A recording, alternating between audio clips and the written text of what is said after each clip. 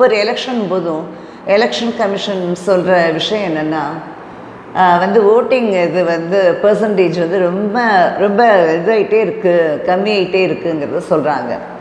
அப்போ நம்ம டியூட்டி என்னென்னா கரெக்டாக நம்ம ஓட்டிங் பண்ணிட்டோன்னா எல்லாருமே 100% ஓட்டிங் பண்ணாதான் நம்ம டெமோக்ரஸியை நம்ம காப்பாற்றினதும் ஆகும், எலெக்ஷன் கமிஷனுக்கு நம்ம கோஆப்ரேட் பண்ண மாதிரியும் இருக்கும்.